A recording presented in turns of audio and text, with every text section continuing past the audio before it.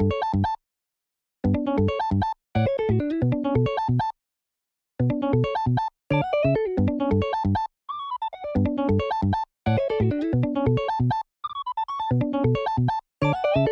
what's up, ladies and gentlemen? Good to see you.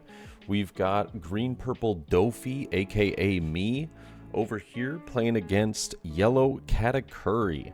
Love to see it. And yeah, this is actually somebody that's been featured on the channel before. And honestly, I don't think we've played in like months. It's been a long time since we played one another.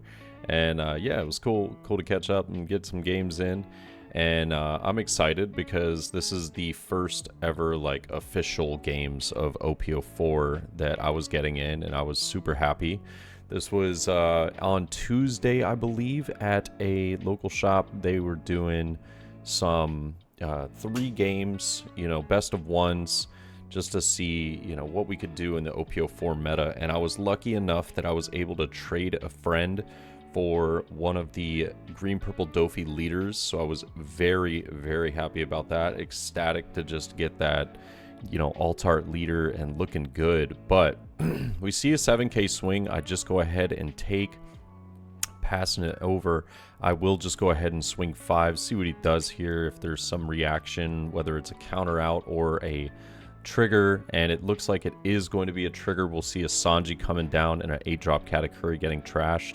I do go ahead and play the Brook into the Nami here. I know that a lot of the times people will want to use that on play for the Nami and get some card draw going, but for me personally in the yellow matchup, I'm just trying to build the board as much as possible, go extremely wide, and, you know, swing as strongly as I can into leader, but also some of those other cards. Also, another thing is I would have taken this life usually, but with him having Sanji down on board, I wanted to get a few swings off on Sanji to either pull some resources from hand and or, you know, potentially just end up getting the KO on that character. So we do use the Punk Gibson to rest it. He does Thunderbolt my my beautiful Nami there, which was a little disheartening, not gonna lie. Really wanted to be able to get some surge power going with that at first, but he does let the Sanji go just for the 5k swing, so I was pretty happy about that. We'll see a 6k as well coming down with Doflamingo, and I get 1 going for the Buena Festa. You see that I end up pulling 2 of my queens right here, which I was a little upset about. I wanted to keep those queens looking good and thriving, but unfortunately they just they ended up being right beside one another. I end up taking the 2k counter for Chopper though here. Just want to have a little bit of draw power, and we do get another Nami down though for another search. Looks like we end up picking up Buena Festa, and we drop bottom deck another queen. So sadly, just not going to be the game for us in getting queen down on the board. But it's okay. We have multiple ways of recycling the hand in this deck, which is really nice. And passing it over, do bring him up to, I believe, 7 Dawn here. Yeah, or no, this is yeah, 7 Dawn. And we're probably just going to see a big leader swing into the Brook more than likely. It does move that top life to the bottom. I'm just going to let Brook go here. I don't necessarily need it. I also don't have a lot of counter power in hand. And oh, and then I realized that I searched the Buena Festa, and I for some reason just left it on the board. I was like, wait a minute, where is my searcher card? And we do pick it up now though. Sanji coming down, and I'm okay with this considering that we have 2 sugars in hand. We also just drew into another Nami, so that's really helpful. I don't believe that, yeah, you know what's funny is I drew my 2 Dawn and I was like, wait a minute, shouldn't I have 10? And I accidentally left 2 of my Dawn in my little deck box right there. So I was a bit confused at first, but definitely going to see Sugar coming down, resting the Sanji, and then just multiple swings into that just to get more resources out of hand, get that blocker out of the way. And I do pick up the Uta blocker here, which is real nice. He's going to counter out with the excuse me, with the Smoothie here. I was a little surprised. I was like, okay, well, give me a 2k counter then if you want to save it, you know, and go down to 2 cards in hand. I'm all right with that. So we see a 2k counter as well. And then I'll just go ahead and play Nami, perform another search, and I feel really great about this. I don't necessarily need to, you know, build this crazy board. I got 3 life right now and multiple searchers on board. 10 drops looking pretty spicy if we draw into it. We don't have a lot of our top end cards. Like, we haven't seen Luffy yet, which was a little surprising. Normally after a few of these Nami searches and a Buena, I was always seeing one. So this is one of those matches where, you know, it just ends up being a little bit out of my control. But I will use Punk Gibson and get out of that 7k swing resting the Sanji. So now I know for sure that my Nami's going to survive. I mean, if he does Thunderbolt, he's going down to 2 life, which is pretty scary in that situation. I like how he already went and played the Lin rested, and because Sugar Effect is pretty good. I do just go ahead and choose to trash the life, though. Don't really want to give him one. I don't really need a lot of life in this matchup. I was actually hoping to have already gotten all of my life kind of out of the way and dead and gone, but sadly just not the case. And now this would be the most optimal, like, 10 drop play right here, but we just don't have it in hand, which is a little unfortunate. But I will just go 5 into the Sanji, paying the 1, and we end up seeing one of the 10 drops right there, bottom decking that. But pick up another 2k counter, which is nice. I'm hoping that I can search out the 7 cost Luffy, but we do end up seeing the 7 cost here now, but I also see Guild, and I think that I just have to take the 7 here. Yeah, but Guild is so nice in this matchup, especially because once we get him down on this lower life count, getting a Thunderbolt to KO that card is a lot harder than it was at the very beginning stages of the game.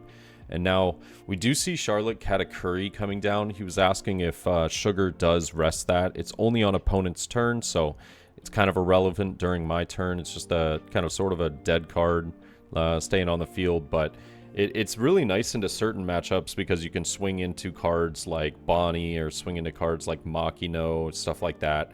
And we do play the 7 cost Luffy, though, getting down a Uta blocker, and I'll just go ahead and reactivate the 2. And Uta's super nice with that on block, you know, rest a 5 cost or less. Super nice in many situations. But we've got him down to 1 life already here. Feeling pretty good. It does feel like he's kind of bricking it since he hasn't been countering out of some of these 5k swings. But I think we've played it pretty well so far, you know, and managing these searchers on board does give me like 3 cards per turn, essentially. And now, you know, I've just got this hand that's flooded with counters and flooded with, you know, options. We've used 2 of our Punk Gibsons already, though, so it does feel rather unlikely that, you know, we're going to end up having another one for Cracker. But, you know, that is the case sometimes. That is the case. Now, he's got options here. I think that 10 drop is probably what he wants to do, but it doesn't feel like he can. So he does swing here, and he told me that it was going to be swinging for 10,000, and I was like, I think that's 11,000 because you're lower on life. So I asked if he wanted to take that back at Dawn, just because if you want to swing 10, that's fine. But, you know, just didn't want him to waste a Dawn. And yeah, so we do see a 10k swing. I think this is coming at Nami as well, which was very strong. And I do choose to rest the Luffy and go with 2k counters. I don't know why I was trying to be overly protective of the Nami, but, you know, it is what it is. I just think that we were trying to do a little much here to protect the Searcher. Now, we will see the 9k swing coming down now. I don't remember which this was going at, so we'll probably see here in a second if I just counter out or if I just take it. And I guess yeah, so it's going at Luffy. It's a 9k swing at the Luffy blocker. Yeah, I feel like we overcommitted just a little bit just to save a Nami, which, I don't know, felt a little unnecessary, but we go out with a 2k and a 1k. I know that if I just save 2 of these swings, which I already have, then we pretty much have game next turn. And now we will see more than likely like a 9k swing, and then maybe baiting like 2 Dawn for a we'll see 10k and baiting 1 for a Narikabura arrow. I think that's how you say that card. I don't even know, honestly. But 10k swing, probably coming down at the Luffy. I'm considering whether I want to save it. We got 2 Buena Festas in hand. I feel like it's kind of a no-brainer. Just counter the card. Or is it at Nami? I will just block. Okay. So we do just choose to block there.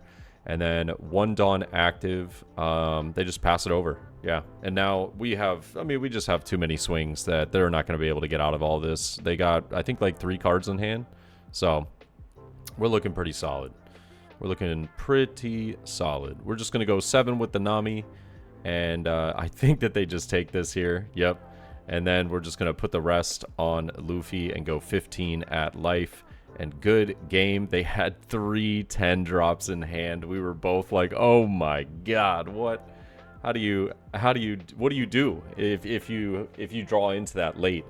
And I think he was telling me that he started off the game with 1 in hand, so he felt great about that, but then eventually drew into 2 others through life and top deck at the end of the game. And it's just, yeah, it's rough sometimes, but good game as always. And let me know what you guys think. I'll see y'all in the next one.